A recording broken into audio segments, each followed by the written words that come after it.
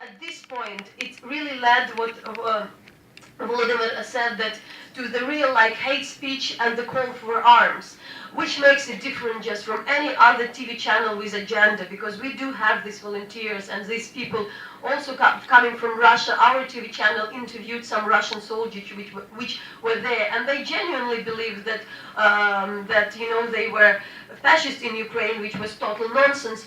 But they did believe, and when we asked why you believe, they said that we watched the Russian television, we were in Kostroma and we read the local news, and they were really surprised by what was the reality. So unfortunately this propaganda went too far, and still as a media people we discuss a lot propaganda, but what I believe there would be situations still very different unless, especially in the April, a huge amount of the weapon was brought from Russia to Ukraine. As we understand as well, any kind of other uprising of the campaign couldn't happen with this heavy military. So it came, this virtual reality unfortunately has a very, very clear idea on the ground. There are a lot of challenges for the Ukrainian and for the foreign journalists working in Ukraine in this situation. For the Ukrainians, we are very, what is the, as we agreed, I would not disagree, I remember, not disagree, but I do believe that as Ukrainian reporters, we fought so much for the idea or that the free media matters, that we totally, at least at our media and some other media, we agreed that there is no way, you can't fight propaganda with a counter-propaganda. The only way is, in our way, is that our principles remain the same, and our task is to fight, is to find out the truth, and to be as close to the facts and to the reality. But unfortunately, the modern media really, it's a huge challenge. I discuss a lot of issues with the foreign media as well, with the brilliant reporters working in Ukraine. And we have the Western media tradition definitely has this great idea of the balance and objectivity, when you really have to give the voice for all sides. But the challenge is that if one side, the truth is, but what is presented often, that you have one, for instance, quote of the foreign minister of Russia, which can say something which is definitely has nothing to do with truth, and some other opposition, some other different idea that didn't happen. The audience is left with the idea that the truth is somewhere in between, and that's something I often hear from different media, that this, everything is not black and white and this truth is in between, while the challenge is, of course, to find this truth not somewhere in between, but where the facts are. And give an example, I remember I've seen the report on the CNN where there was, for instance, a story about the Blackwaters fighting in Ukraine, and that was a command by the local warlord but he said, and there was this kind of quotes were used without any counterfact, and it's, maybe for somebody it sounds ridiculous, there is no any confirmation, but this kind of information is already on the air. It's still there, and somebody would definitely pick it up. And unfortunately, so I would be. I was also asked many times. Maybe it would be concern for this audience in speaking different comparisons. So what is, especially at this moment, that. So how the Ukrainian propaganda differs from the Russian propaganda, and I would be approached by very well respected people in the European media with this question. And I should explain as well that maybe I won't not hide and said that at some point there is a lot of challenges to the Ukrainian media to cover this war, because it's as difficult as to report on your own house being set on fire. And definitely there is a lot of emotions involved, but what we see at least that there is no staged event, there is no, amount of the fake news and the, which is spread around. I also would point out that there is a huge misunderstanding what I believe about the, as a person who works in the field and talk a lot to the local population, and being both in the separatist control area and being as well in the working with the areas which are under Ukrainian control, talking to the people on the ground, I sometimes feel very pitiful when I, as an international reporter as well, when I see so many discussions about the geopolitics, which are so much often doesn't relate to the people. We talk a lot about the global security, but often forgets about the human security on the ground. I remember very well the articles of Henry Kissinger, very well spread out, where it was said that, you know, let's leave Crimea, it's a justified sphere of influence for Russia, and maybe then the Donbass, you know, the Russian troops won't come to Donbass, which didn't happen. And as well, in a lot of a lot of discussions in Brussels or in different international so in this kind of environment, there would be people talking about this Cold War rhetoric, about the sphere of influence, and which definitely, and what danger these talks led, both in Ukrainian and international level, that somehow behind this talk we forget to understand that what happens in the East, that there is a 5 million people so far living under areas under control of the armed groups, more or less nothing else, which are both connected from the, which are both consisting both from the Russian and maybe some local armed people, but that they are not unable to govern the states, because in the end these are the armed groups, and they are really care about how to not about how to run the territory, but how about the to control the territory and have their purely military goals. And now the winter came, and we have very complicated and difficult situation, social situation on the ground. And in this regard, it's clearly understand that if there is no Ukrainian state there, if there is no support from the Ukrainian state, the people can, this area can't survive. Which is very much differs from some notions which I also heard from some academic, that, oh, we've seen in the media that some people were running with the Russian flag, so maybe that leave them there. And for us, the new generation of the Ukrainians and the people who grew up being in the 2014, it's just unthinkable, as I talked to a lot of people in Donbass itself, that the borders of the country in 2014 can be changed just by the arms, and just the fact that the person can have an arm give this person the right to govern the territory. So that would be my discussion, that we, while discussing and debating the Crimea or all this geopolitics, we should really keep as close as possible to the people on the ground, and to really to understand their needs, which is also often missing in the discussion that and describing this conflict. I definitely would say that this is a foreign invasion, which probably with some of the constructed elements and artificial creation of the civil conflicts, because definitely I won't deny that there would be some local people who were very much exposed to the propaganda, and which are really very much confused. But what is sad about that there were really many people from Donbass, from Luhanska Oblast, and especially in April and in June, in the beginning of summer, the people who were targeted, the people who were kidnapped, the people who were beaten, and the people who were killed in the first place were the local people who tried to work on the ground. They were not people coming from Kiev or from Lviv or from somewhere else. They were local activists who really tried to work on the ground and to bridge and to work on the misunderstanding. Therefore, for example, would be the head of the local coal miners independent union. There would be local journalists who for years were covering and investigating corruption and the crime in the region, so they knew who are these people.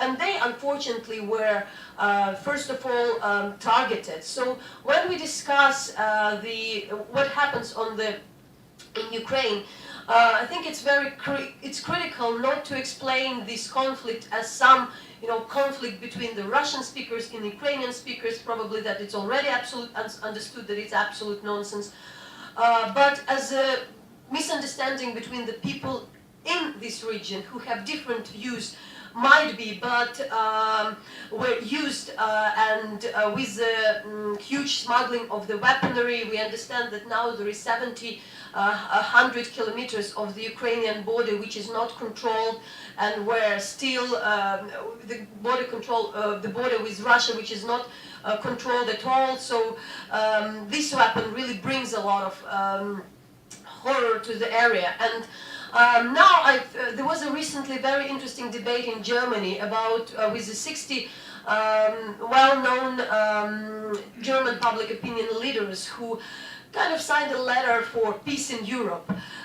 While there was an answer in the Tagesspiegel paper by another group of the German academics and the people who know Ukraine, who know the region, speaking that, don't be misled. We can't stop the peace. We can't call for peace and speak just against the war while the war is already there. The issue is is really to understand what's happening on the ground. This conflict is already there, and unfortunately, too many people are already suffered. And not being too, there would be a lot. I won't be too long. Just two issues to mention.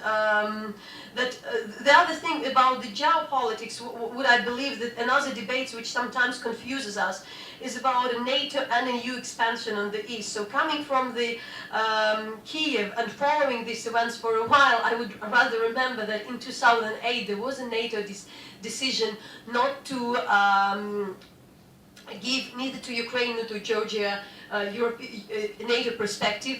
And that was the position of NATO, and while the EU enlargement politics was also seen in Ukraine for a while as not very active, and it took so much time for the Ukrainian activists who to really draw attention of, when the Maidan started, to draw attention of the European bureaucrats and the people in different capitals that to the issues in Ukraine. So which is totally contradictory to the general image and to the debates about some too strong role of the NATO and the European Union and the provocation, the way they provoked Russia, why we always laugh at the idea, can somebody's speech half a year after Crimea is invaded and occupied be a provocation when the Russian tanks and troops are already for a while there.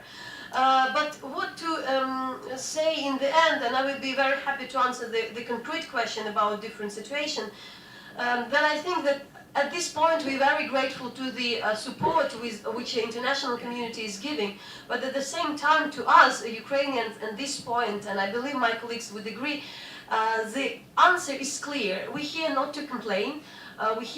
We are here to say that, just to let you know that that our common values are under the threat, and we here in Ukraine on this front to protect the freedom, to protect the rights, to protect the rule of law. And it just, if the Putin idea, if the Kremlin idea is to destabilize Ukraine, our main task is more or less to reform the country and make it capable for our own people. That would be the biggest security for Europe and for everybody. And that's what we are doing. I do believe the way, as a journalist, I know the way media operate. They often focus, that's the way you report conflict. The people often focus on the violence. But it's inevitable, on the conflict, on the that doesn't matter which country it is, while a lot of things are really unseen and unheard. So I would like just to ensure that there is a huge generation of civil society activists, of people coming from the private sector, of people coming from the media, which probably are not bounded by government, which can debate, which can contradict. I think there would be a lot of issues we might disagree, but that's the way the pluralistic society operate. And while working and rebuilding the country, I think that is for us would be the best way to get out of this crisis. Definitely with being still with the support, but protecting all our common values. Thank you. Popovich and I represent Ukraine Crisis Media Center. I can't speak very loudly, I'm sorry. I thank you very much, my colleagues, for these introductions. I think it's very important for us to understand the historical background and also to hear from Natalia as a representative of a journalist on the ground who shares perspective of what are the challenges of reporting of what is happening in Ukraine, both from local and international perspective. I'm really sorry, I always feel very awkward in Paris when I cannot speak French. Somehow English is easier, but I think, and it is a problem, I really would love to learn the language rather quickly. But I think it is a bigger problem that very soon Russia Today will start broadcasting in French, starting January, I believe, and the budget of $38 million, or however it is pledged for it to have, I think will create much bigger issues for the possible manipulation of perceptions of what is really happening on the ground in Ukraine among the French audience. And we believe this is something we need to talk about. I believe that, what colleagues have already mentioned, the Russian state currently is prepared to invest very, very heavily into not only, unfortunately, just promoting the state interests. I believe nobody can criticize if a brand of a country is heavily promoted. It is okay when Davos is branded with Russia or Russian banks. It is actually okay when a country invests into, for example, having supplements in all of the leading publications of the world to tell its story. And Russia has done it for many, many years. But what we have noticed in the past couple of years, and probably it is beyond the months of Maidan and beyond the months of this confrontation that we see currently in Ukraine, we see a lot of the RT expanding just exponentially for the people's homes in Europe, as well as all of the hotels. It seems like there is no hotel where you can even find hotels where you can't see BBC or CNN or the local channels, but you can see RT. With Raptly, a service that provides a lot of the video content, and in the world of media, which after the crisis and in the recession is heavily underfinanced, it is easy to just catch on of somebody's video content. It's very convenient. But when that video content comes with a certain agenda, that is an easy situation for your own people to be manipulated into thinking. And also there's a lot of events that are taking place now as we speak across the globe, just like here, where various speakers almost go like on a roadshow to explain point of view, but again, not as much about the issues of how minorities are dealt with in the Russian Federation, or what federalization actually means for Russia, where it does not exist because it's an extremely centralized state, or what are the issues with democracy there. But these events somehow are led by the Russian Federation, but are all preoccupied with the topic of Ukraine. Russia is heavily influencing the world's point of view on Ukraine, but leaving itself in the shadow. And again, it is okay to have an own brand campaign, but it's not okay to as heavily influence the agenda for the foreign audiences. I will try to switch on a little video with some of the examples of what Natalia and maybe Volodymyr have mentioned already, some things that are of concern to us when the unreality and the virtual reality created for the Russian audience becomes an issue for us in Ukraine, and we believe not just for us, but much more importantly for the European audience and for the world. Let me see if I can deal with the technology here, and then we'll come back.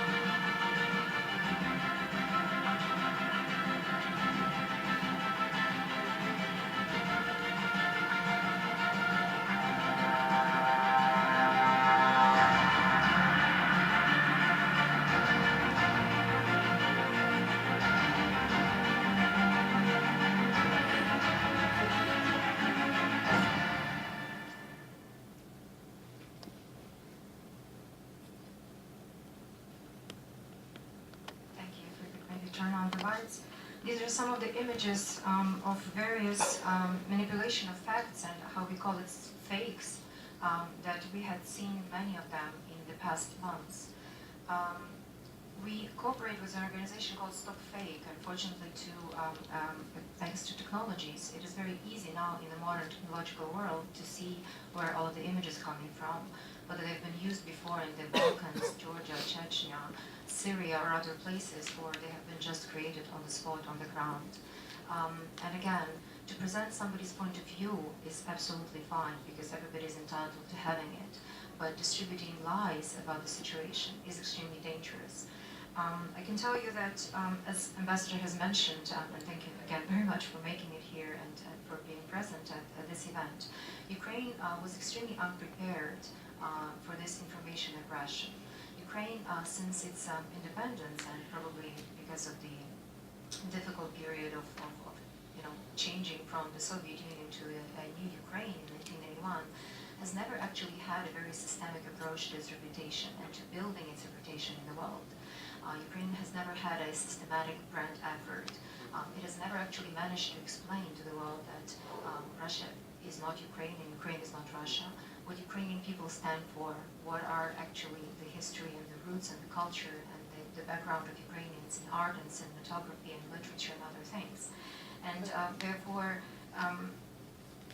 the difference also lies with how Ukrainians perceive themselves. And probably it is to say that only after Maidan, which took place on the verge of 2013 and 2014, the new Ukrainian identity has been formed and is in the process of being formed. Maidan was about people who felt that they are standing there in the cold and in the frost for their freedom and their dignity.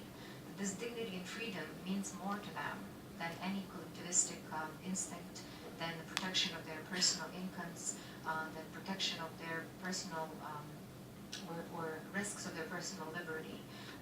These people are not, they're not conquerors. They would just like to be, to an extent, left alone, to be able to manage their state without any aggression from the outside. These people are tolerant because Maidan was an example of where they would listen to many, many languages, where unfortunately the first victims of Maidan would be a Ukrainian of Armenian descent, and then again a Belarusian, a person of a Belarus origin. Oh, okay. And then also of different religions, representatives of very different points of view, but their goal was to protect the liberties and democracy. And I think this was also probably one of the key motivators for the development of the center that I represent, Ukraine Crisis Media Center, because it was formed on the verge of March 2014, and the call for action was because we were all doing various, jobs, so to say, during Maidan, as all of the people, professionals, advertising professionals, communications professionals. Some were trying to explain Ukraine to the world in the course of the Maidan. Some were creating international newsletters. Some, at some points in time, were carrying tires to be burned, depending on what was needed at the time. But on the verge of March, there was this feeling that why we need to join efforts and why we need to leave the comfort of pretty comfortable still lives is because we all of a sudden were called in the Russian media and international media fascists. We were calling something we were not. We knew what we are.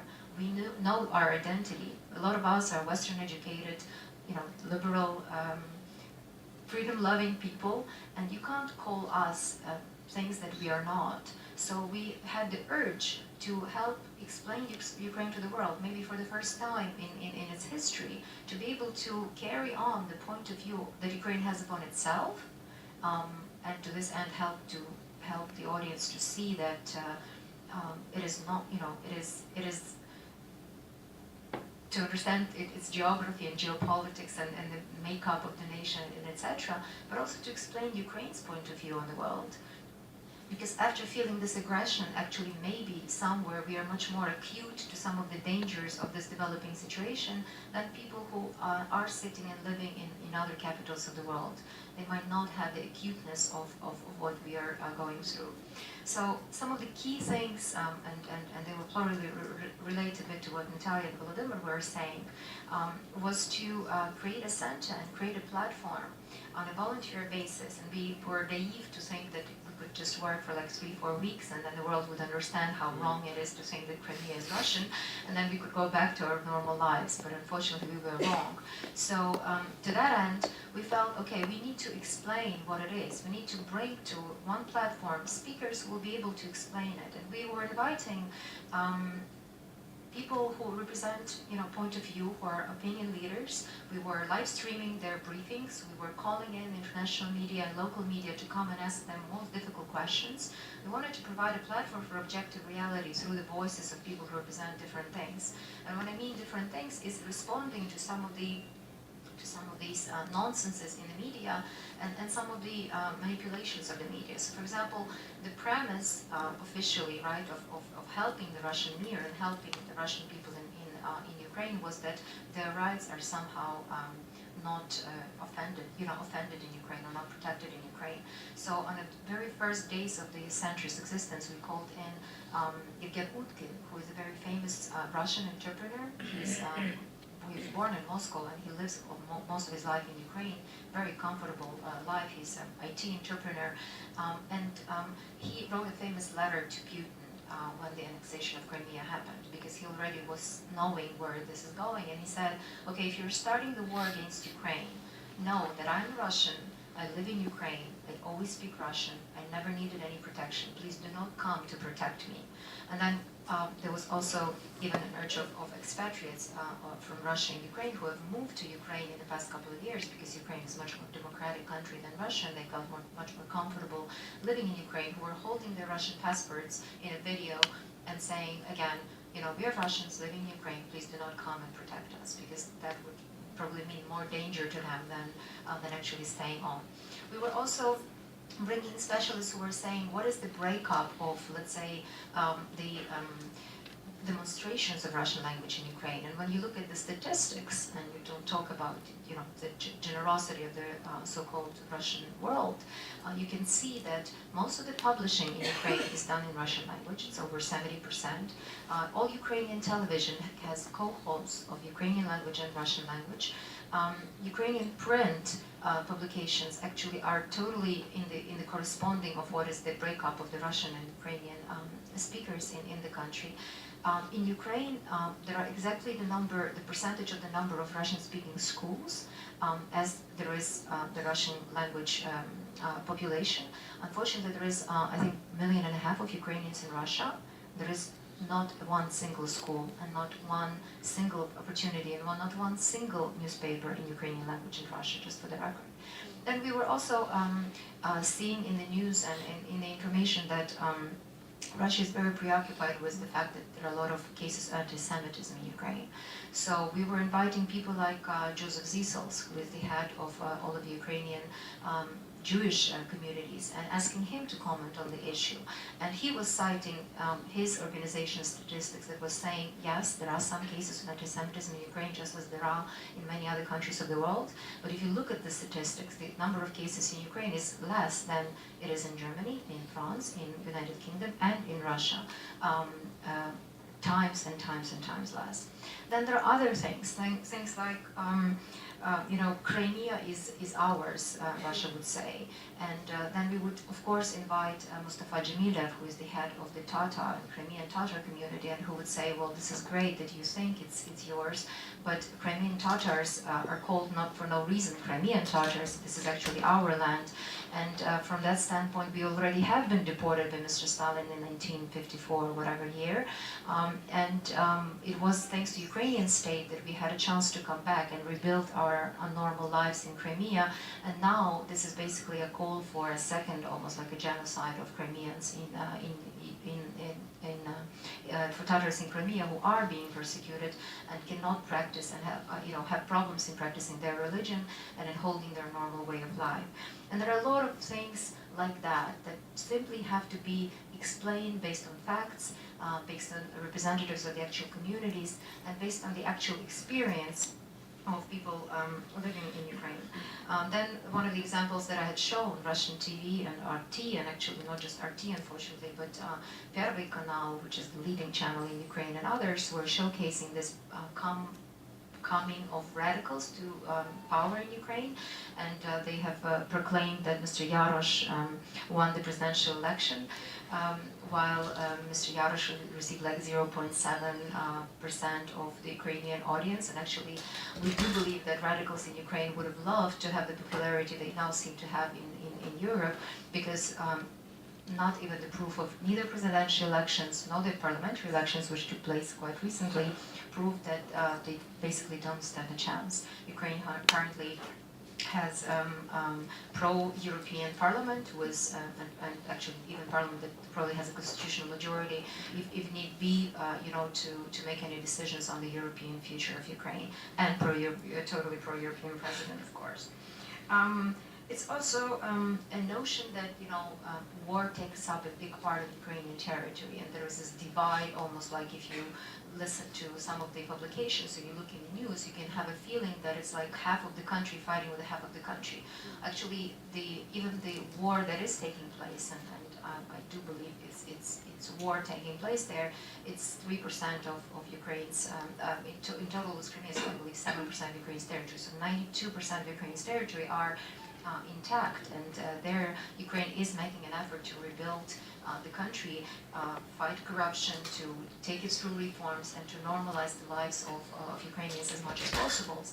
And I do believe that in this part of the country there is a strong urge, which also is being represented through a lot of the briefings that are taking place in the press center that I see, is that urge to leverage the dialogue between the government and very, very strong now in Ukraine civil society, where civil society is taking on some of the gaps in areas where government is not yet sufficient. But that is all right. This part of Ukraine's development, that is okay, because sooner or later some of the people who are working in civil society, they will become part of the state, and it is already taking place, because if you see at the makeup of current Ukrainian parliament, it is 56% of it is new, I think. So there are a lot of people who came to politics who were not politicians before. And actually a lot of the people who were on Maidan and Maidan activists, some of them have made it through various parties to now take part in a life of the state in a different role, through being appointed as parliamentarians or working in various government institutions. We also some of the things that, and some of the activities that have been undertaken since its inception by the Ukraine Crisis Media Center, it's working with a lot of the international media and trying to explain Ukraine to them. And actually sometimes, helping to reshape how government of Ukraine, even new government of Ukraine, is opening up to a new dialogue with international media, be it through our conversations with the Ministry of Defense of Ukraine and trying to open up to best extent possible the access for the international media to cover the situation in Donbass and the anti-terrorist operation or the war zone. Initially, there was this feeling that you can easily get access through DNR and LNR, you can easily get access through Moscow, but Ukrainian officials seem to be so caring for the safety of the journalists that they were not letting them from their side, and sometimes that was already changing the angle of the story, how they were taking it. I believe now they're almost on 5 minutes or 2 steps from having one single registration for all international media who can come and register themselves in Kyiv, just like in any place where there is a conflict, for example, and have access to whatever they would like to film or would like to get interviews or do the reporting from the ground. I believe and agree with Natalia that none of the war situations are pretty, but at the same time, what is happening on the ground is important to be shown. It's important to show and to see as it is, the life in those republics that are now, I believe, very much organized in a mode of fear, because people fear for their lives. They don't know whether they come out on the street, whether they can have a chance of safely coming back home, and how people live in the liberated territories where schools are being rebuilt, people have a chance to have more or less normalized life, and things are coming to usual to best extent it is possible under the circumstances. And I think the whole narrative that is important for Ukraine now, as I mentioned, is not to an extent just explain, the history and the differences and this mentality change that seems to actually be between Ukrainians and Russians at the moment. We are very much concerned when somebody says that, well, you can put all of the blame on Mr. Putin and say when he goes away or when something happens, this whole situation will change. Unfortunately, this creating of virtual reality in Russia, according at least to Levada Center and to other sociological research, shows that yes, there are actually a lot of people who have believed and now live in this virtual reality. And Ukraine cannot not be concerned about that, because if you see so much defamation taking place, so very aimed and all, well-oiled defamation, and developing of a hatred for reasons that don't exist, you cannot not be concerned. But it's also the fact that we don't want to live in fear. Ukrainians do not want to live in fear, and we do not want the world to live in fear. Because if, to an extent, we have a situation in which the precedent, which has been created by Crimea and can be created by Donbass, where a country that has nuclear power can come and can annex territory of another country, also, by the way, founding father or part of the United Nations and all of the global treaties, etc., it creates a terrible precedent. We do not think that anybody can actually sleep comfortably, however, financed that country is, however big its GDP per capita is, or whatever, because those, intercepts of the space over now not just Ukraine and Baltic states, but many other nations are unnerving, and we think it is a part of a track and something that all Europeans should be very much concerned about. Yes, one of the narratives is to disunite Europe, to make Europe feel disjointed, and that it does not have a coordinated response towards the aggression.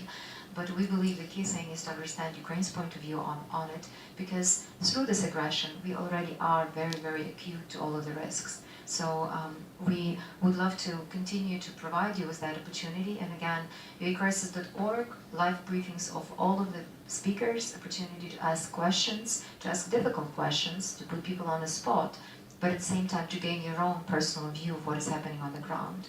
And there is nothing like a visit. We call to everybody, before making your final impression on something, do come and visit, do talk to people on the ground, in Kyiv, in Donbass, in other areas. Only then you can truly shape your point of view and feel the spirit in which the nation currently lives. I would stop at that, and maybe there will be further questions. I'm Galia. A few words. As you probably know, my name is Galia Ackerman, and I think that most of people who are in this room know me because I am Secretary General of a newly created organization, European Forum for Ukraine, and I think half of the people in this room are members of this organization already. So we try to promote the exchanges between Ukrainian and European intellectuals in order to promote also truth about Ukraine in the West and a better knowledge of Ukraine in the West and a better understanding of the West in Ukraine. We just organized a few days ago in Kyiv, together with the National Institute for Memory of Volodymyr V'ятрович, a big conference which has had a title in French, I say, but I'll say it in English as well, Comment déboulonner Lénine dans les têtes des Ukrainiens. The idea was how to de-Sovietize Ukraine, and especially Eastern Ukraine. And so now I would like to say a few words about the hybrid war, because this was the theme of this meeting. I thank very much all the three participants of having told us more about their respective activities and given their analysis of the situation. Now, what is hybrid war? Hybrid war is a new invention where the military action are only a part in the global action aimed at destabilizing another country. And so the Russian government is at the same time an actor of peace, claiming for peace, taking part in an international conference on peace in Ukraine, and aggressing this country. Now, what I would like is just to give a few outlines of these techniques, of this hybrid war. First of all, of course, it is the creation of, many people put it now, and Natalija Popovich reminded of that, virtual reality. Now, how they proceed? Part of it is not only sheer lie, but also I would say symmetrical actions, like let's say mirrors. About a year ago, Sergei Markov, which is one of the ideological supports of the Russian regime, declared that they are not against color revolution like Orange Revolution, like now Maidan Revolution, Dignity Revolution, like Georgian Revolution, and so on, Arab Spring, etc. But they want to use it for their purpose. They are ready to organize themselves so-called revolution, or rather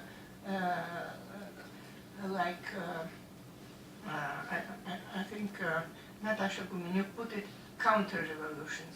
So we could see it very well almost from the beginning of the Maidan, because when Maidan really started and took some extension, so there were Maidans not only in Kiev but also in about 50 other cities in Ukraine. Russians started to provoke the parallel, let's say, anti-Maidan in many places, doing symmetrical actions. I mean, for Maidan in a number of cities, civil activists seized municipalities. In the east, the activists of the anti-Maidan, fully supported by the Russians, started also occupying municipalities. That's how the disorders in the east, in fact, started. Or, for instance, when there were some truths about losses, military losses, Russian military losses, published by the Mother Soldiers, a very old and venerable Russian organization which was fighting against the Chechen War, for instance. There were another organization, Mothers of Russia, which became suddenly very active in order to counteract these claims. By the way, as you know, Russians hide their military losses, and not only they're hiding them officially, but they obliged the widows of the fellow soldiers in Ukraine not to disclaim where their husbands were killed or their sons, and they even give some money to these bereaved families in order to bury their beloved ones in anonymous graves. Or, for instance, when there was meetings for peace in Ukraine, in Moscow, organized by the Russian oppositions, there was also something organized which was called Mourning for Donbass or Mourning for Odessa, in order to counteract. So as far as there is some initiative in Ukraine, it is immediately mirrored in the opposite way by these pro-Russian elements, and of course fully supported by Russia. And when there was this so-called referendum in Crimea, of course the official propaganda was presenting it just like a normal phenomenon like different referendums in Europe, in Barcelona or in Scotland, and so on.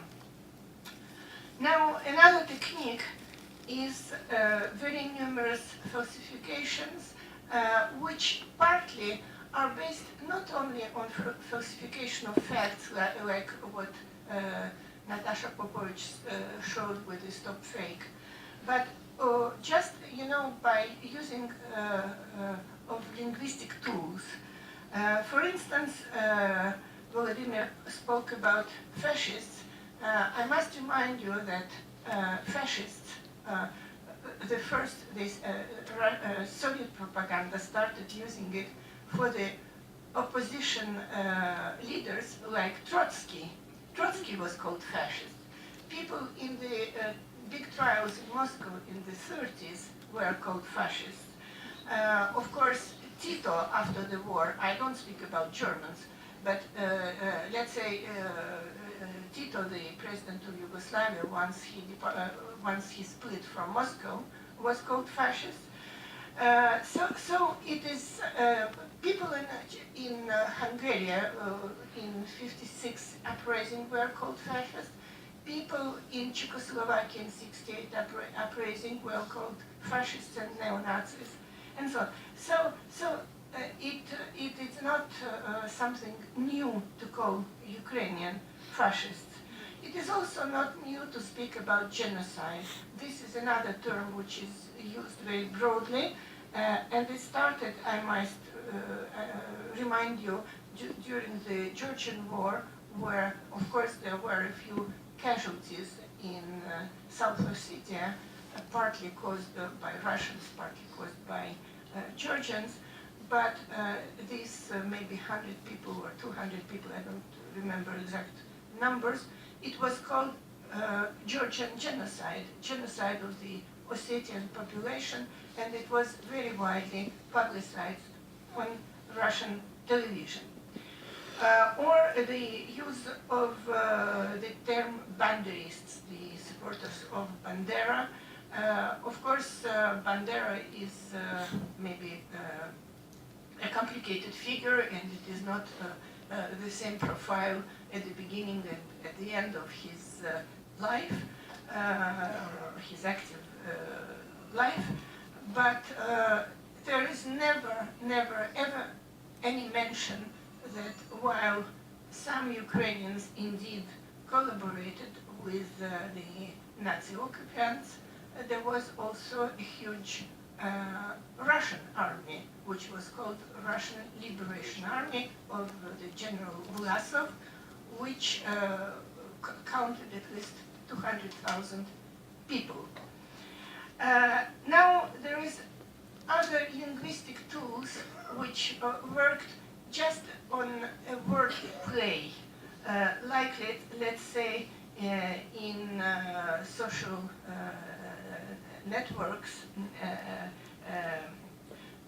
Ukraine is very often called either by rhyme, Ukraina ruina, Ukraine ruin, or Ukropia, which of course the first letters are from Ukraine, but ukrop in Russian, it is just a spice, a herb. So it is very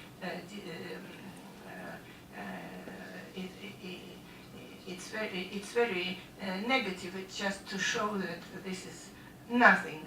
At the same time, Russians started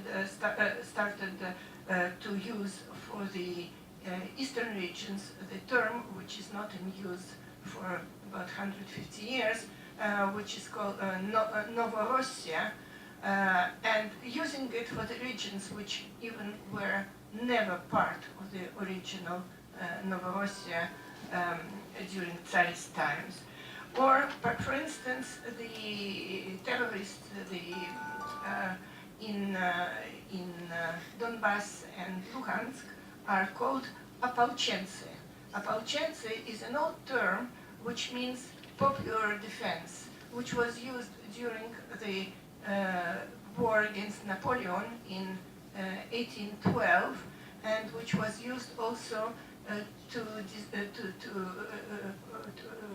for the civil militarized units of voluntaries during the Second World War.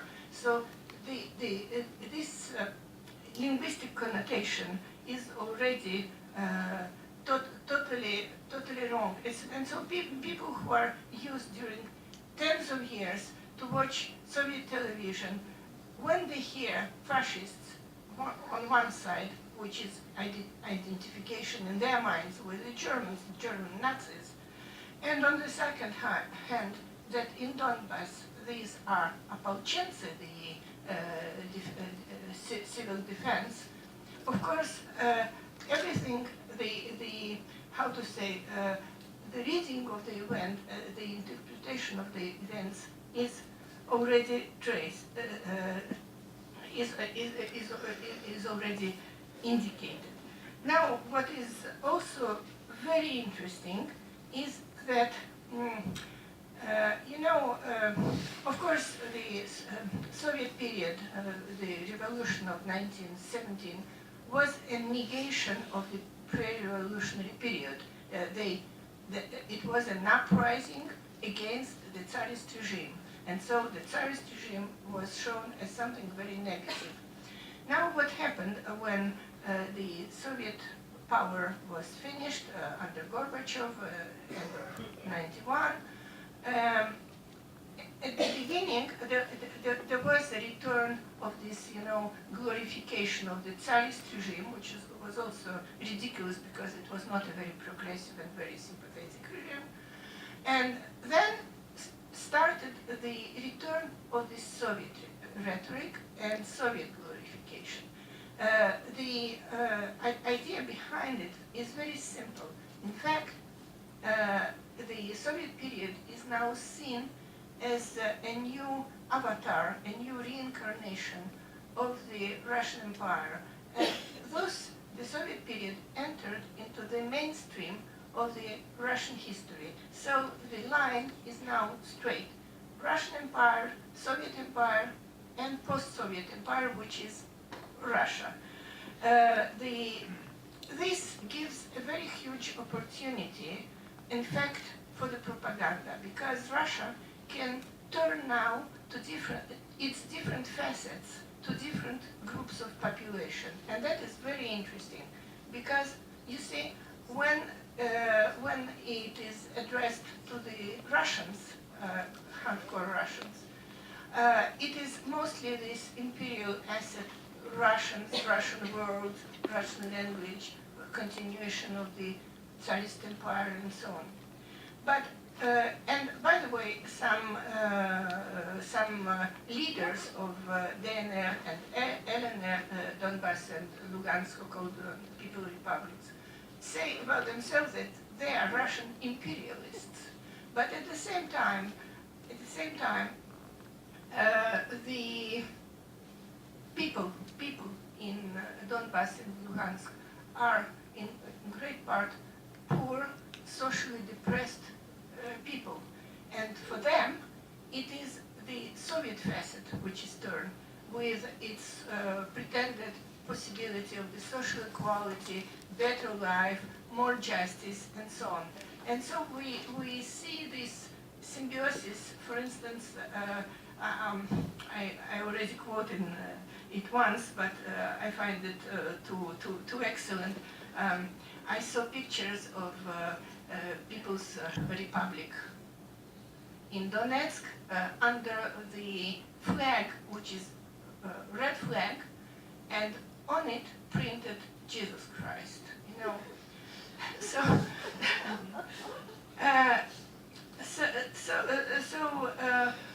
We are in a very strange configuration where military action is only a small part, and it is not that easy to fight it, because it is easy to fight, relatively easy to show, like Stop Fakes does it, that such a picture, which is about the region says it is Donbass, and in fact it is Syria, it is easy.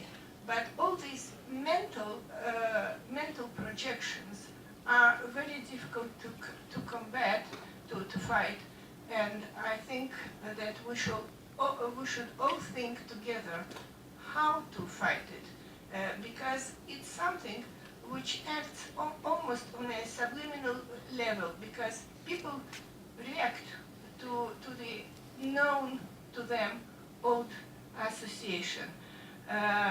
So I think Natasha Popovich is completely right. Probably the best means is to promote, like we are on our very modest level trying to do, to promote trips to Ukraine, because when people come there, they probably see that this reality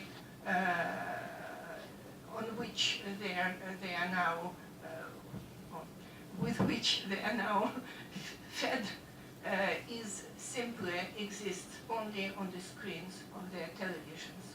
Thank you very much, and thank you for your coming. Well, anyways, I will speak out, no problem. So thank you very much for this very interesting and complementary presentations. I will abuse my role of moderator, and I will ask the first question to Natalija Ghumenюk.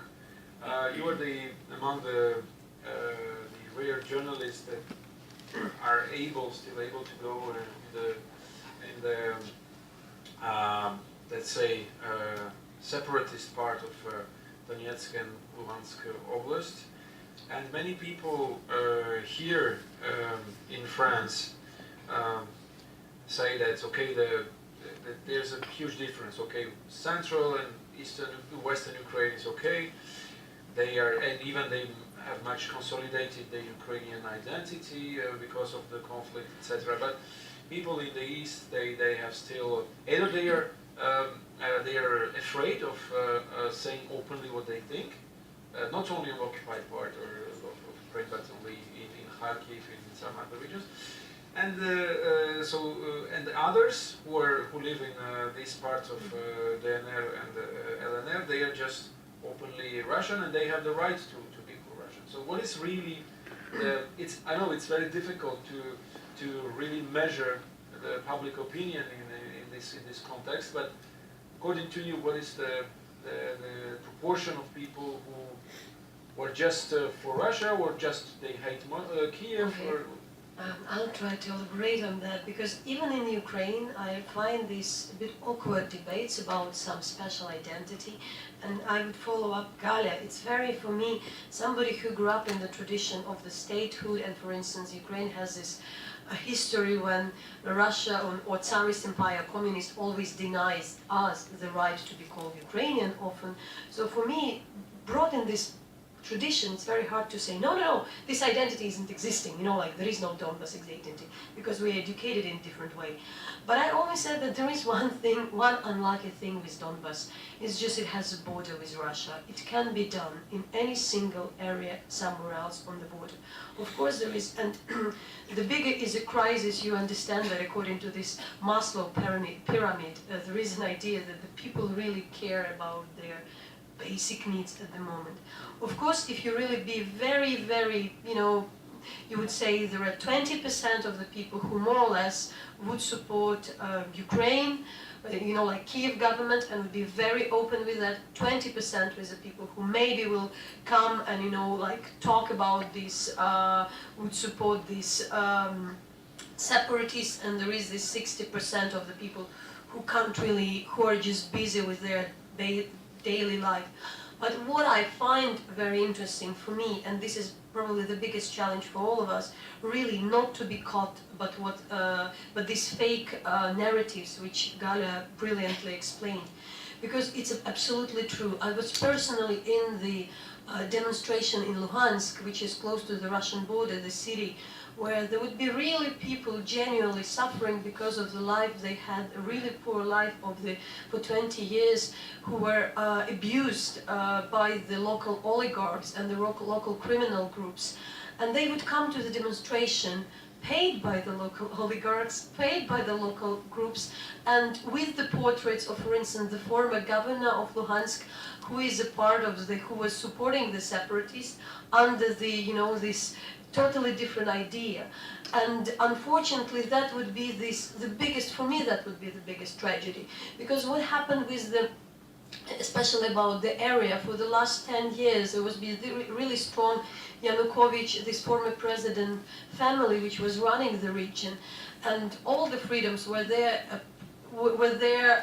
suppressed to the extreme. And for instance, before the election of Yanukovych in 2010, the former president still needed to pay, to pay the people to support them, to give more or less bribes, to buy them. In 2000, the more they understood that it's such a clean territory that they, destroyed all the political other parties, that you don't even need to pay these people. You don't even need to adjust or to add something to their pension, because they anyway so frightened that they have to, vote for him. And there was no. I always sometimes find now the challenge, that for me is always pitiful, that, could the Maidan come earlier to the region in last December and explain better and unite with the workers in the East, to explain that, that this resistance is against oligarchs, against the police brutality. But what was the problem, if you remember, that there was a really strong threat for the activists from Kiev and not just from Kiev, for the local activists to come there. So if we remember, I think that it's a really, there is a social issue, and for us it's really huge challenge to work on that. But if you really talk to the people, nobody would talk about really Russia, like Russia as an idea. People would talk about their social grievances, but I'm not talking about these particular armed groups and the guys with the flags and all these, really extreme and marginal groups which are always existing and which were there established within the last year. And it is a matter of the special operation which is really brilliantly undertaken by the Russian special and security forces. Thank you. Volodymyr, comment? Sorry, I would speak Ukrainian. Translate. Я сказав у своїй доповіді, що основою підтримки Путіна на Донбасі є люди, які є носіями радянської ідентичності, Homo soviticus. I said that the foundation for the support of the Russian cause in the Donbass region are people with the Soviet mentality, Homo soviticus. Склалися певні історичні умови, які зумовили те, що саме на Донбасі найбільше збереглася ця радянська ідентичність. We have certain historical circumstances which contribute to the fact that only in Donbass, and exactly in Donbass, we have this situation. Справа в тому, що радянська влада, власне, з Донбасу хотіла творити такий показовий робітничий рай. The Soviet power decided to create an example of this, the kind of Soviet Eden, Soviet working class Eden in Donbass at some point. Радянська влада штучно підтримувала високі зарплати на Донбасі, попри те, що це було добування вугілля, шахти завжди були збитковими, але радянська влада давала високі зарплати робітникам на шахтах для того, щоб показати, наскільки радянська влада цінує робітничу працю. Soviet government wanted, even though the coal mining region always had to live on subsidies, it was never a profit-generating region, but the Soviet government artificially was paying higher salaries to the workers there to create an impression that the working class is treasured by the Soviet government. З розвалом Радянського Союзу ця підтримка, ці дотації стали неможливими, через це дуже багато людей на Донбасі дуже серйозно збідніли. With the breakup of the Soviet Union, it was impossible to keep up the same level of subsidies, and therefore most of the people there became dramatically poor at the breakup of the Soviet Union. І для них ці втрати чітко пов'язалися з двома подіями: розвалом Радянського Союзу і постанням незалежної України. Для них незалежна Україна – це країна, яка призвела до їхньої бідності. And for them, two things are connected. For them, the loss of their personal income is connected with the breakup of the Soviet Union and the emergence of an independent sovereign Ukrainian state. Ще один дуже важливий момент. На Донбасі збереглися великі радянські підприємства, чи то переробки сталі, чи то шахти, які теж стали певним елементом консервування радянської структури суспільства. One more important fact is that in Donbass, even during the years of Ukraine's independence, I would add, some of the large industrial enterprises have continued working, and they acted to preserve that Soviet mentality through their very vertical, centralized way of operating. На Донбасі, відповідно, опинилася найбільша кількість людей, які працювали як наймані робітники. І на Донбасі опинилася найменша кількість самозайнятого населення в Україні. Therefore, in Donbass, if you look at the statistics in Ukraine, you have the highest number of people who are employed by large enterprises, for example, and you have the least number, the smallest number of people who are self-employed, who are entrepreneurs. Фактично, в цьому відношенні в них нічого не змінилося. До того вони ходили на роботу, де держава платила їм якусь зарплату. Після розвалу Радянського Союзу вони ходили на такі самі підприємства чи шахти, де їхню рабську відверту працю використовували вже олігархи.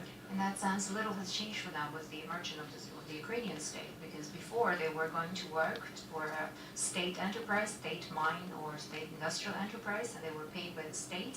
And after Ukrainian independence, they were working for those enterprises still, but then owned by very rich people. В таких умовах розвиток якогось громадянського суспільства, який відбувався на решті території України, фактично став неможливий. Yeah, so if their slave-like labor was used by these large enterprises, and in effect, it was impossible to develop a true sense of a civil society in the Donbass region. Такі умови породили ще один наслідок, який тут дуже використовується сучасною російською пропагандою, дуже низьку соціальну мобільність населення на Донбасі. Such condition also resulted in one more outcome, one more consequence of this, which is very much used by the Russian propaganda. It's the very low level of social mobility in Donbass region. 80% мешканців Донбасу ніколи не залишали теренів своєї області. 80% of the people who live in Donbass never left their region. Очевидно, що таким людям значно легше розповісти про те, що в Європі панує гей-диктатура. So of course for them it's much easier to believe that really, gay dictatorship is the ruling class in Europe and what Europe stands for in that end. Gay and fascist.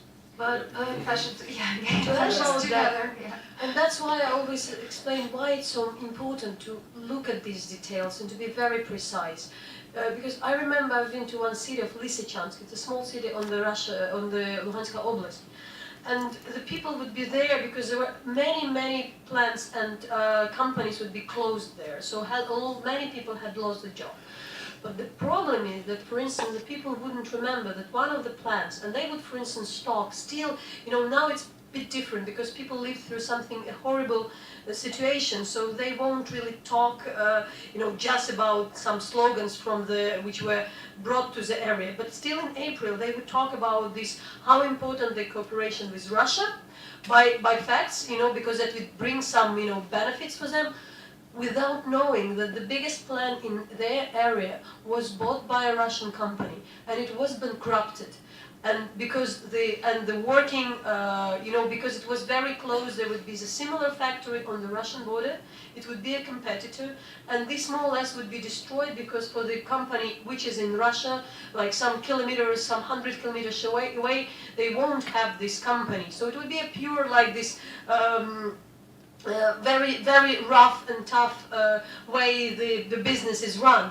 But unfortunately, there is no way, and there won't be the space for people to understand that. And they would speak still about this cooperation with, benefits of the cooperation with Russia, without not mentioning them. So in these details, so many things are hidden, unfortunately, and we should all be more educated, and that probably would be the best answer for everything. I think it's important to truly underline that the thing about getting out of the box, getting out of the region, traveling, from people from here to Ukraine, but exactly for people from the region of Donbass. When some of the cultural exchanges program started, it was an eye-opening experience.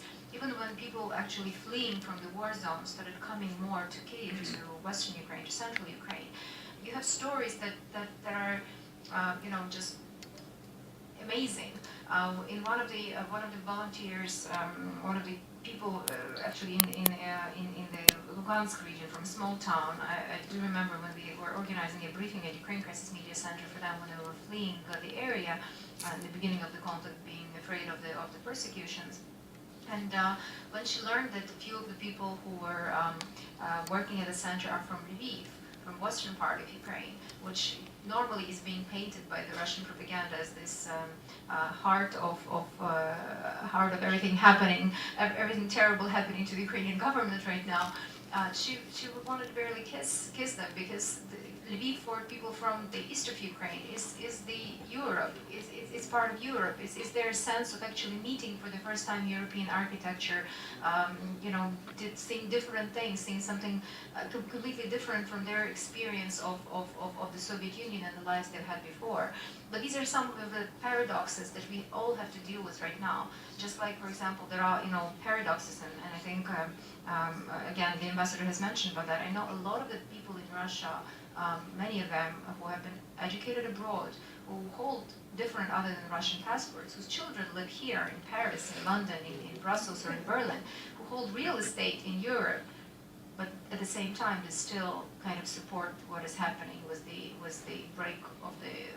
breaking of the international law. These are some of the paradoxes that we have to deal with, unfortunately, but we do have to deal with them.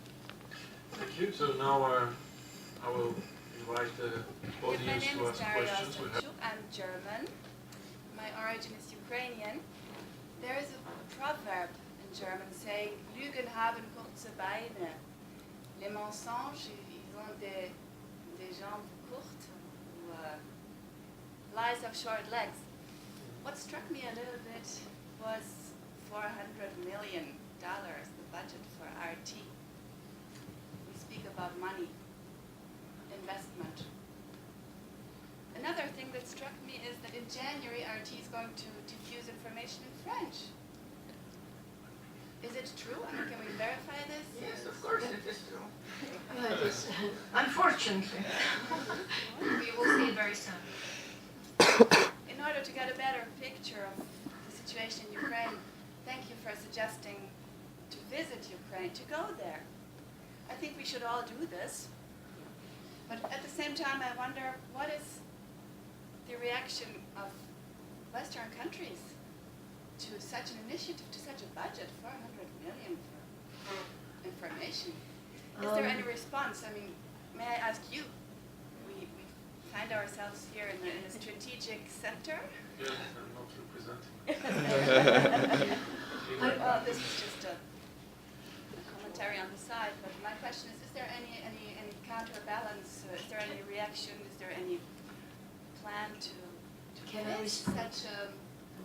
Well, Ukraine is starting Ukraine today with a much more modest budget.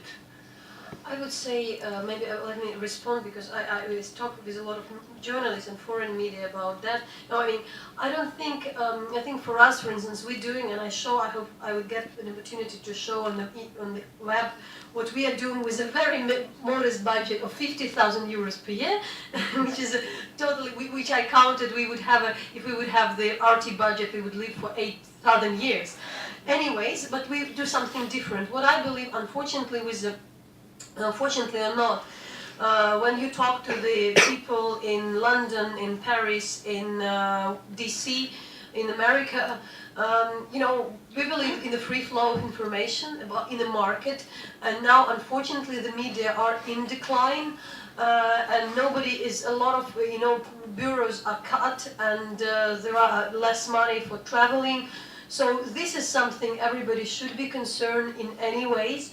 And I also should point out that there is a new, we just talked about RT, and now there is another web page and project launched, which is called Sputnik, which is for a younger audience, which is done of an incredible nonsense, but they have the bureaus all over the world as well. It is English-speaking Russian media.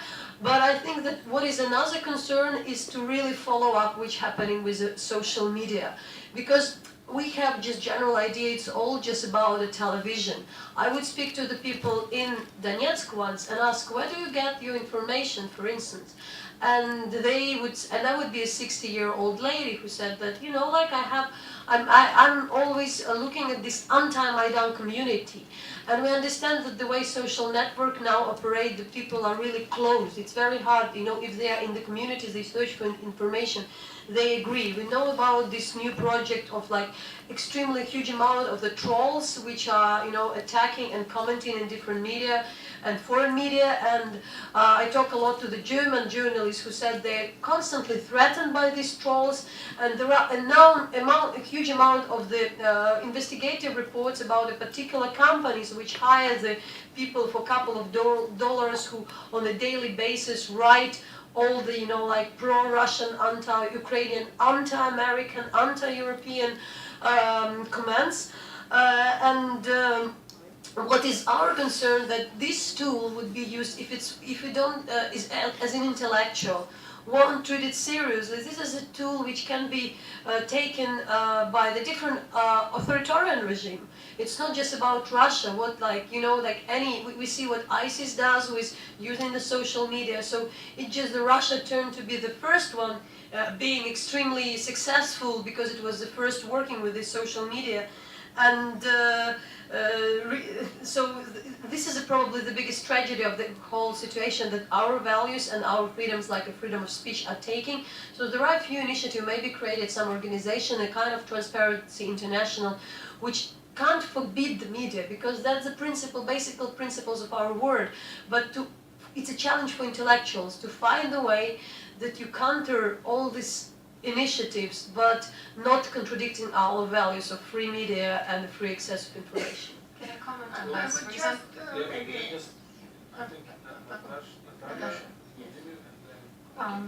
just to comment on this, I totally agree with Natalia. You can't counter propaganda with counter-propaganda, and none of the combination of Ukraine and European states who are practicing, you know, democratic rule would want to engage in that. That would be totally wrong. But at the same time, you can protect the free media in Ukraine and in other countries of the world who see the current practices of manipulation of facts and disinformation in Russia as a threat to help them survive. Because if we have a higher number of free media who, for example, can do more of their investigative stories and not face the billions of dollars not only poured into propaganda by Russia, but also potentially into lawsuits against any kind of media that wants to disclose an origin or an expert or a fact that Russia decides to publicize. So creating possibilities for that is a concern for a lot of media right now, and there are initiatives to join forces by the free media to just make sure, and some of them are actually based in Berlin and some of them are based in Paris and in London, to discuss the fact that media, if they are engaged in investigating all of the, I don't know, Cohens and Holmers and all of the people who are paid by Russia as experts, and they, you know, manipulate the facts and the history and the information, etc., that you actually can bring them to light, because people should know. It's like there is this initiative by one of the Ukrainian groups in the United States, or Canada, I believe, where every time they see an article which completely is disjointed with facts, they send an email to an editor of that publication saying, we nominate this expert in your publication for the price of Walter Durante, who, you know, went to Ukraine and the Soviet Union in 1932-33 and did not notice the famine of 1932-33. But at the same time, there could be a prize of another journalist who actually made it as a known fact to the entire world. So these things have to be brought to light. Anything that is in the shadow actually has to be brought to light. And then in a democratic form, there is a much higher chance that we can fight it. It's a challenge that I believe has an unprecedented scale, and only now I think people are beginning to understand it, beginning to join best minds and efforts in order to deal with it. Від багатьох українців чую такі жалі, що шкода, що Україна така бідна, що ми не можемо дозволити собі таку масштабну пропаганду, як Росія. There are some Ukrainians who say that, well, it's a pity that, you know, we can't afford to have the same kind of scale of campaigning as Russia is doing. Переконаний, що це абсолютно неправильний підхід. I believe that it's a totally wrong approach. Пропаганда працює в дуже особливих умовах, коли є повний контроль над інформаційним полем. Propaganda only works in a field where you have full control over your channels. Коли доноситься тільки один потрібний для влади меседж. Where you convey one particular message that is necessary for the state or the author. А це означає, що пропаганда ефективно працює тільки в авторитарному суспільстві. And it means that propaganda effectively works only in a dictatorship, only in an authoritarian regime. А це, власне, те, проти чого повстав Майдан. And this is exactly against which Maidan stood. Через це я абсолютно згоден зі своїми колегами, що ми повинні боротися з російською пропагандою зовсім іншими способами, відкриваючи просто доступ до інших джерел інформації. Therefore, I believe that I agree with my colleagues that we need to fight and counter Russian propaganda by opening other channels, by opening other sources. До прикладу, ми з моїми колегами-істориками створили спеціальний сайт, який називається Лікбез історичний спротив, суть якої полягає в тому, що ми спростовуємо ті численні міфи, які продукує російська пропаганда, і наше гасло «Просвіта проти пропаганди». So, for example, we, with my colleagues historians, have created a site called Lykbez. It's focused on history and destroying some of the historical myths that are part of the Russian narrative. And the slogan of this initiative is education is the best countering of any propaganda. I would add a few words about the impact of this Russian propaganda and just, more or less open lobbying of Russian propaganda in the West.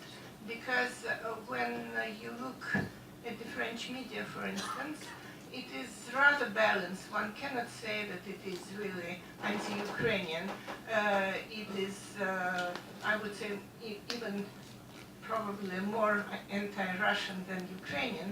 But then if you look at the work of different, institutions which are based in Paris, work within the French political class, etc., you see quite a different picture. I mean, the picture in the French press and the ideas which have a big part of the French ruling class and French intellectuals, French scientific community is quite different. Because, all these myths that Ukraine is a non-existing country, that Russians and Ukrainians are more or less the same thing. Also the myth that Ukrainians are still anti-Semites because of the pogroms of 100 years ago and because of what happened during the Second World War. All this, is somehow nourished by the very skillful Russian propaganda, which is not in newspapers, but is just, through different conferences, different organizations, invitations of people to Russia. And if you take even such known figures in France, like Jacques Sapir or Alexandre Adler, Jacques Sapir is just openly, he has a salary in Russia because he teaches in Russia. But Alexander Adler is, I think, just influenced in his idea that Ukraine is not a real people, not a real country. My feeling is that there are still some old Soviet myths which are valid for a part of the French intellectual and political class. This old idea of de Gaulle, which the idea that France should be go-between between Soviet Union and the States is still valid, even though there is no more Soviet Union, and the power, the might of Russia cannot be compared of what, and the international weight of the international stage it cannot be compared. And yet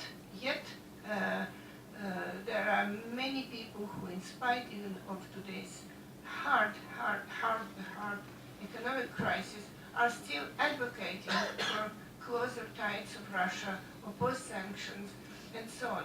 And that is, again, something very difficult to fight about, because you have all the information when you want to get it, but as Natasha Ghumenюk truly said it, today people listen to what they want to listen. I mean, even on the internet, they choose the sites they want to visit, and they just don't listen to the arguments of the opposite side.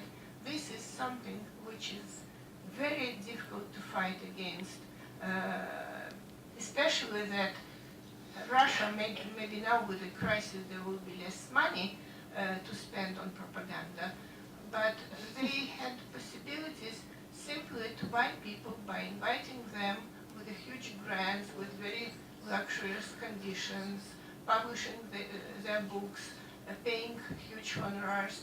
I mean, there are a lot of extra press influence which goes on through different social networks.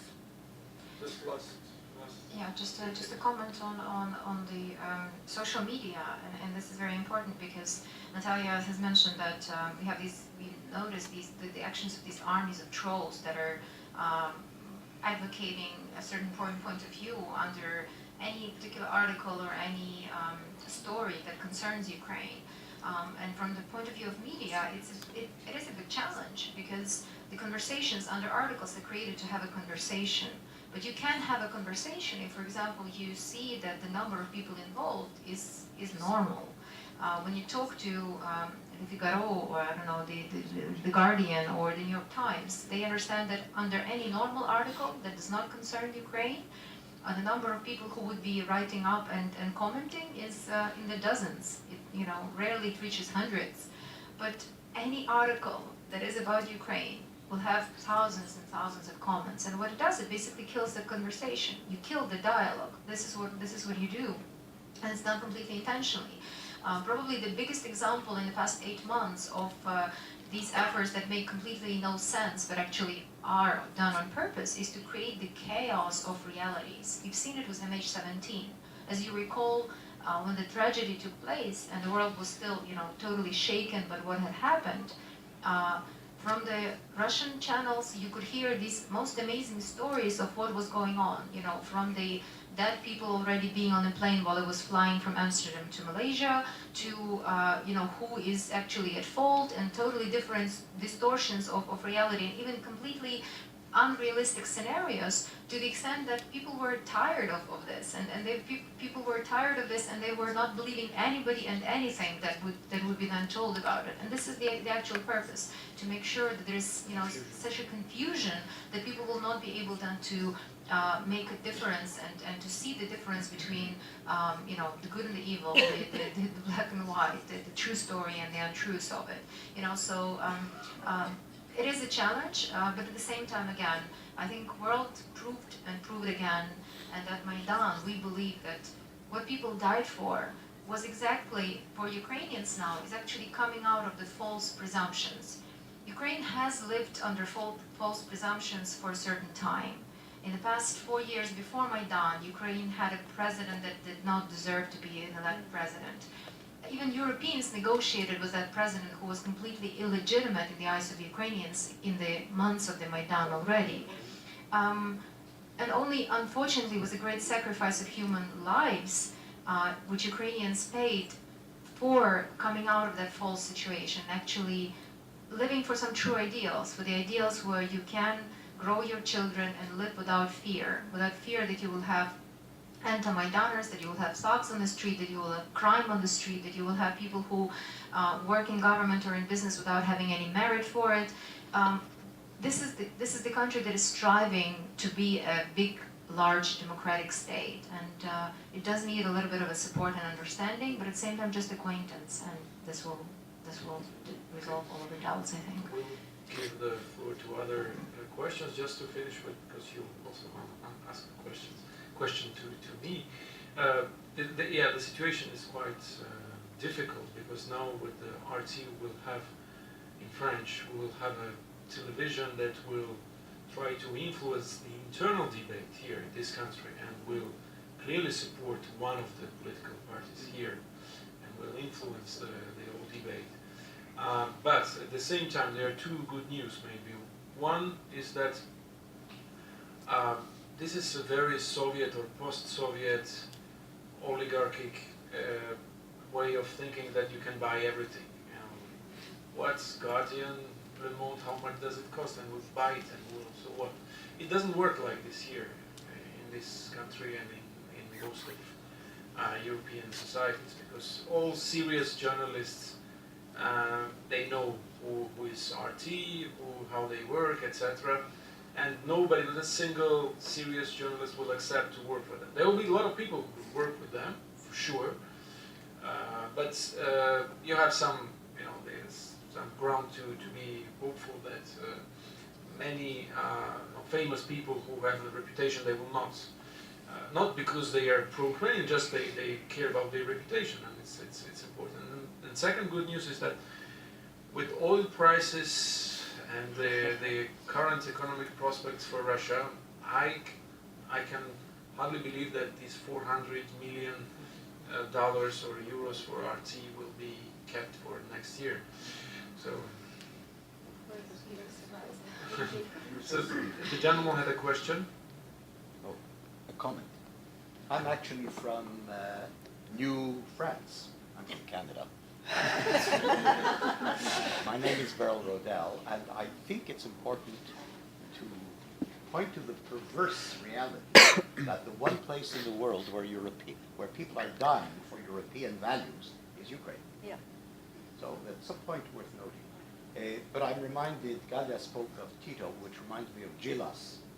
Milovan Gilas asked, what is the most difficult task that can confront a communist? He said, to predict the past. So, historians play a very important role in developing a broad respect for truth and historical truth, which is not simple.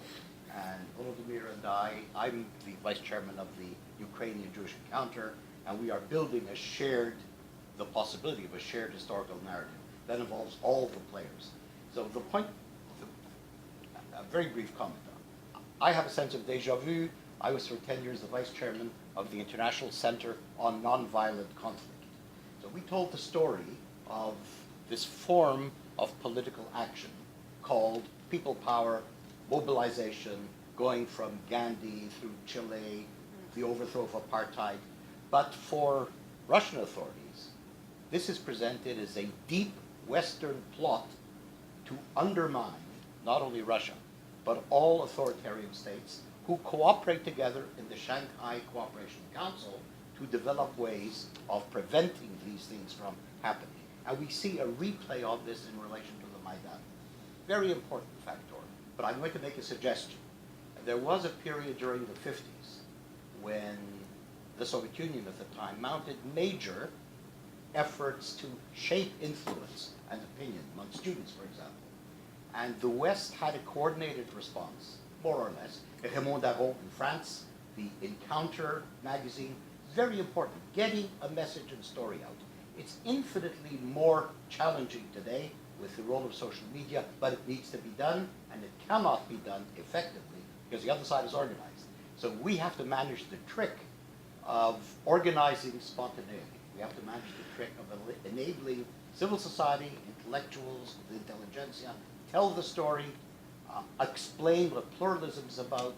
It has to be organized and funded, but it cannot be government directed. It's a challenge. Thank you. Other questions? We have still 15 minutes. Please. I have a small comment actually. It's to Natalія Гуменюk. You mentioned 2008 Budapest Bucharest. I'm sorry.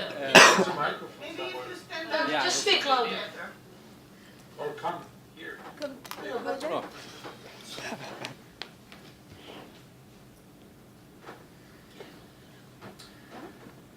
So actually, you mentioned Bucharest Summit 2008, NATO Summit, and you said that NATO refused NATO membership for Ukraine. For membership, I clarified. Yes. Fortunately, Ukraine received ANP, Annual National Plan, which is the main part actually of the membership action plan. And this point should be clearly stated, because saying that NATO refused Ukraine's membership is a false statement. And NATO was clear that Ukraine and Georgia would become NATO member state. So actually, thanks, it was a small remark. Thanks for the clarification, but I would rather still insist on the idea that NATO says it's very clear that it's first up to the Ukrainian to decide, and just when the Ukrainians would be really ready, and there would be unanimity among their citizens, that would do. So I would see, it coming from Ukraine and looking at that. It's like the Ukraine has to undergo the reforms. That is a must. There is no other way around. But I find it very strange, all the debates in the media about some NATO expansion regarding Ukraine. Because, like this kind of, which would be called which would be by the Kremlin named expansion. I wouldn't say that it's NATO expansion, I'm sorry. And Secretary General of NATO actually stressed again that the doors are open for Ukraine. And it was clear as day. It's clear sky.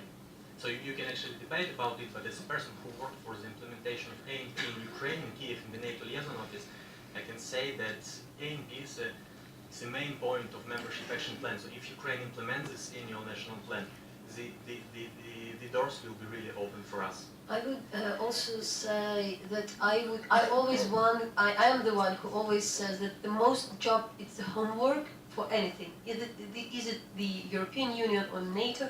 But for instance, the doors are open for the EU membership in Ukraine, but formally, in all the public statements, there is a very little,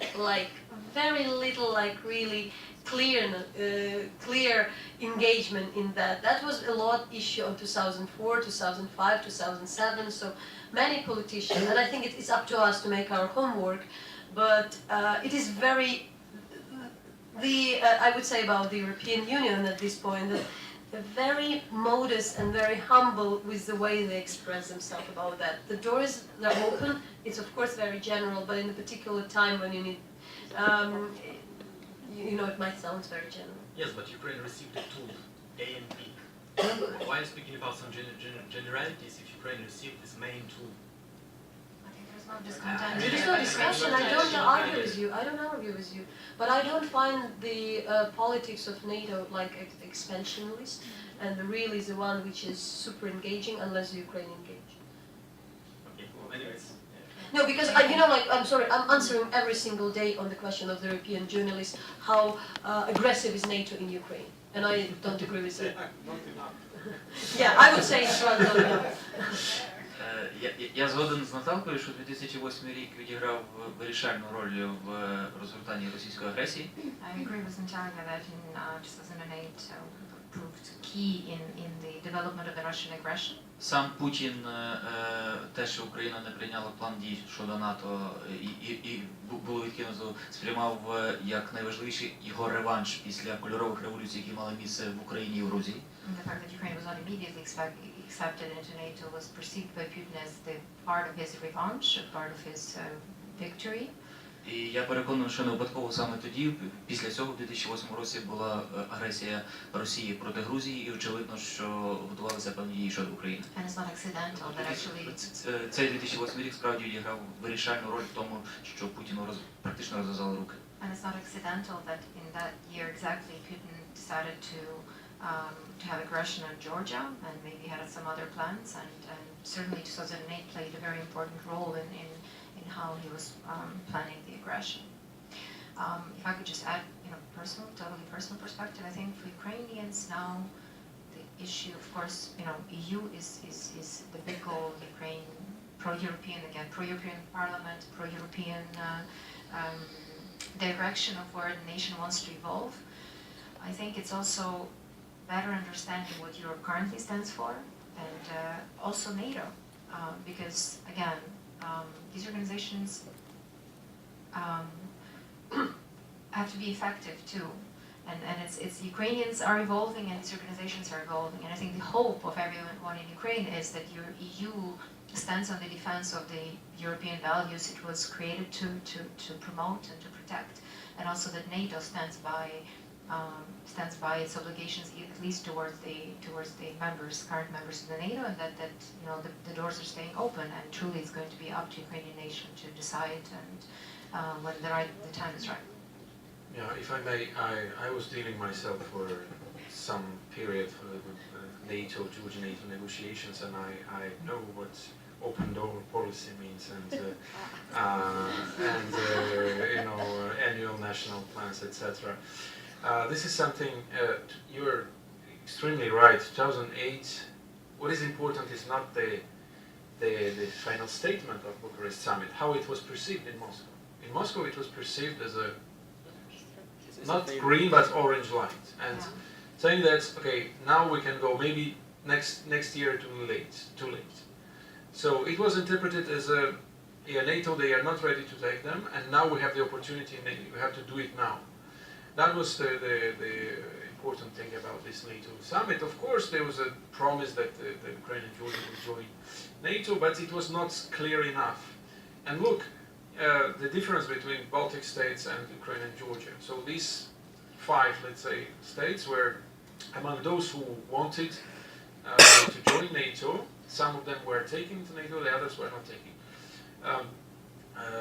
Many Europeans, after Bucharest, say, "Oh, we saved the peace. We will have peace. Now the Russians are happy because we didn't take them into NATO." But the opposite happened. So those who were taken in NATO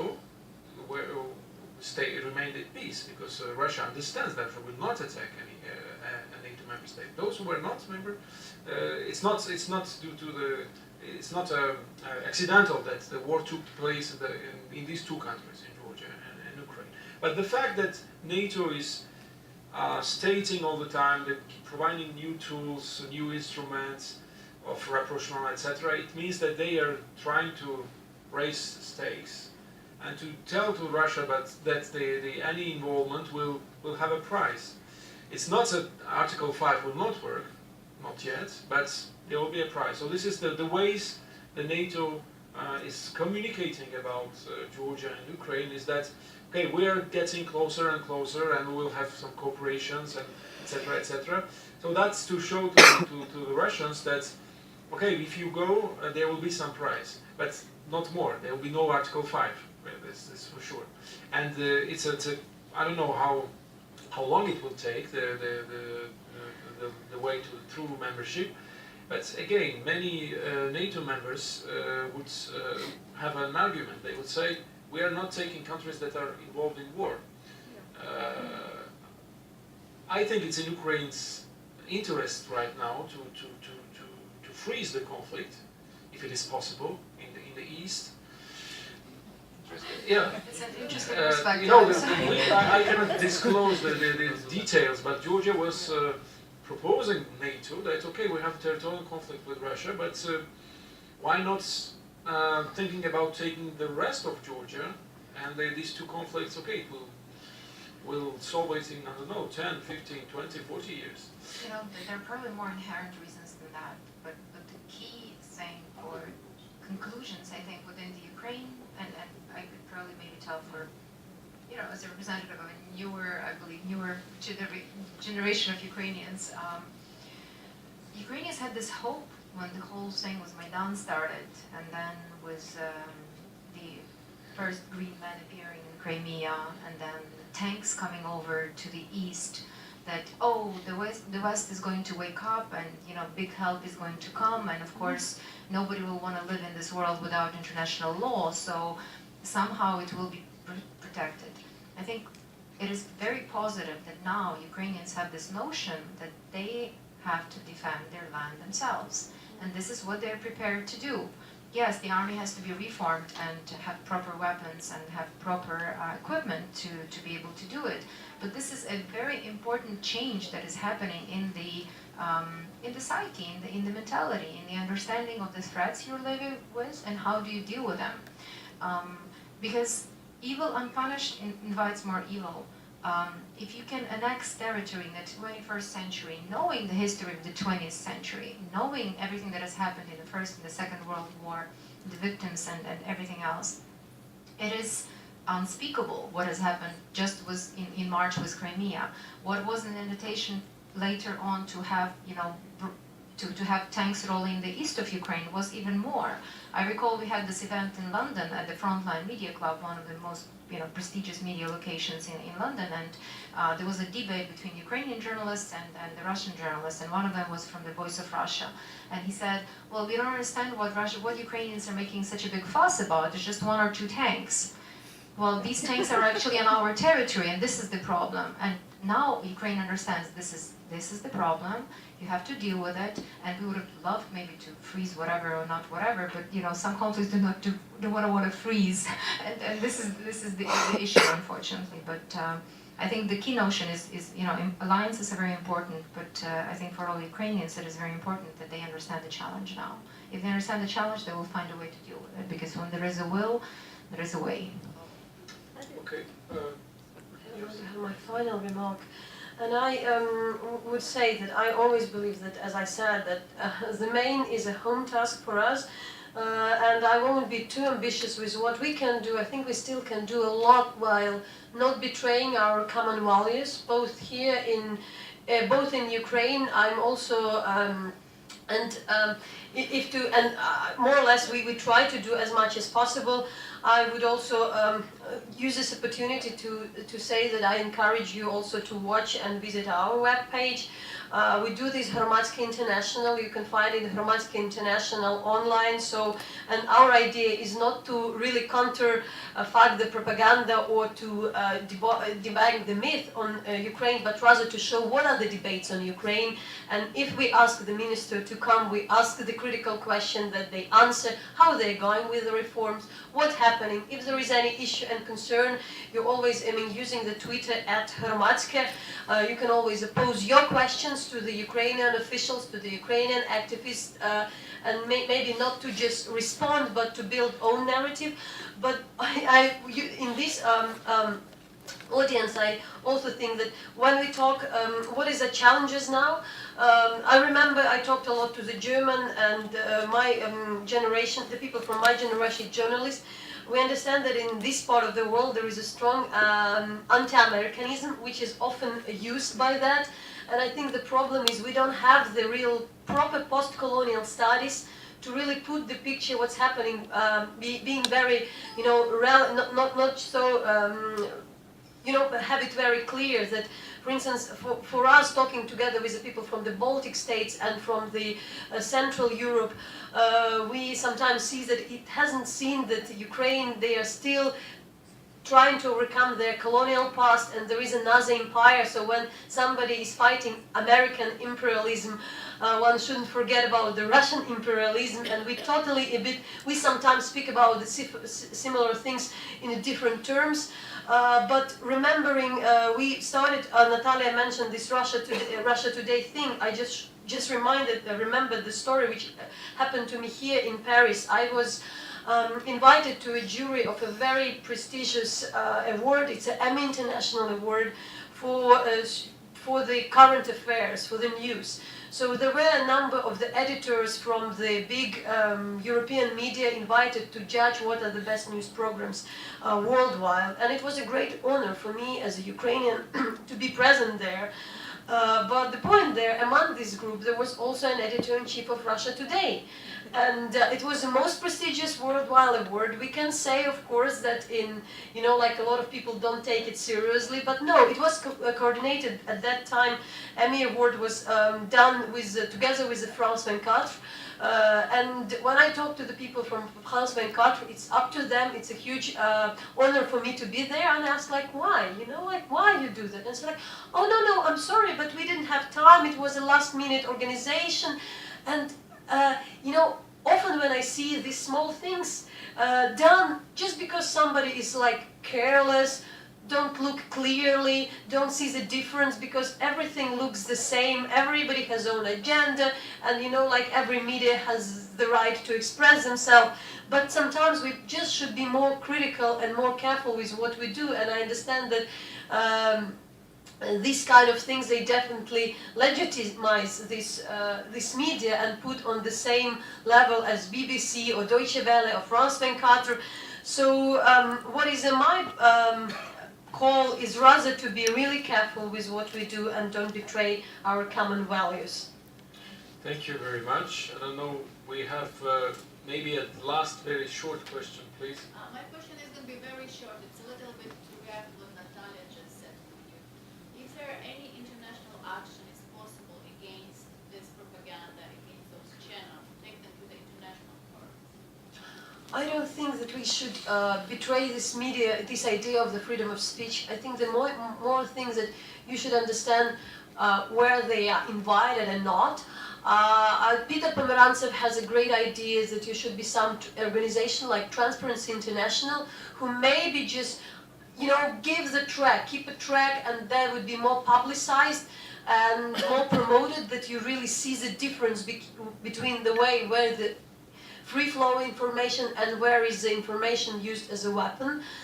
We definitely can't forbid them. I think the main is just to make good job, our good job, because the problem, for instance, with propaganda, and Michael Weiss and other American journalists from the Interpreter Mag said that, for instance, there was another story when Russians want to spin on something else about MH17, which was absolutely fake, but CBS, which is a big American media, promoted this story 2 days after it was already investigated that it's fake. But sometimes the people are just so careless and underestimating how much harm this kind of proliferation of the fake information can do. So the support of the local media, support of the independent Russia media. We now see that the independent channel TV Dozhd, TV Rain has to broadcast from the TV, from a flat, from an apartment, because the freedoms are squeezed, and without this free information and without the journalists working, we can't do that. The BBC has already huge credibility,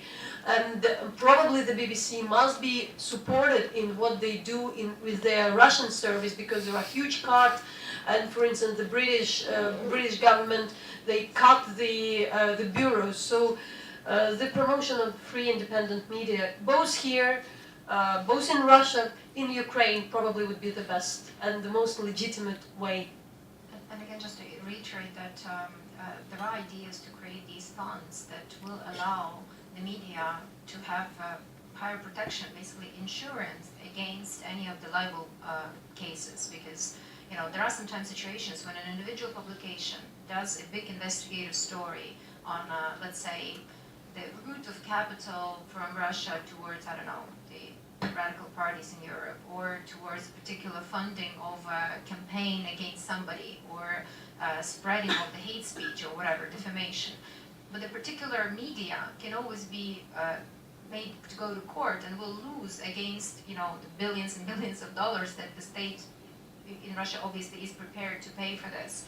But if there is a consortium of publications, if they have an insurance against this, they would pursue the stories that sometimes, very often, and we know these kinds of stories that have been put on a shelf and were simply self-censored by particular media, and they're important and very influential, but they were weighing their options. Should we go with the story, or we're going to end up in court because we won't have a chance to stand in case, you know, we lose, we will lose. But if there is an insurance against this, there is a possibility that much more facts will be established, many more things will actually be distributed again as a fact to you know, to the audiences, and it is very important. And this is probably the only concerted effort that can be, because otherwise it has to be, you know, it has to be an independent way of doing things. На завершення, ми багато сьогодні говорили про ті виклики і загрози, перед якими війна поставила Україну, але треба розуміти, що війна дала певні можливості для України. We talked a lot about the risks and the threats that the war posed for Ukraine, but war also opened a lot of the opportunities. Саме війна, саме російська агресія спровокувала небачений дотепер рівень консолідації українців. the war, the Russian aggression, has provoked, unseen before, a level of consolidation of the Ukrainian nation. Як це не парадоксально, але війна стала певним способом примирення українців з їх важким минулим. It is, paradox, but actually the war has made Ukrainians unite over parts of their difficult past. Тому що зараз зі зброєю в руках Україну захищають як ті люди, предки яких боролися за радянську владу, так і ті, хто боролися проти радянської влади. And now against the Russian aggression, you see people with arms who defend Ukraine, whose grandfathers were pro-Soviet power and against Soviet power. Путінська агресія неймовірно пришвидшила процеси формування власне української політичної нації, в яких беруть участь представники різних етнічних спільнот, що населяють Україну. Putin's aggression has contributed to the development of the new Ukrainian political nation, which includes and is inclusive of representatives of different ethnicities. Я думаю, що ця національна єдність, яка зараз будується, чудова платформа для того, щоб реформувати країну.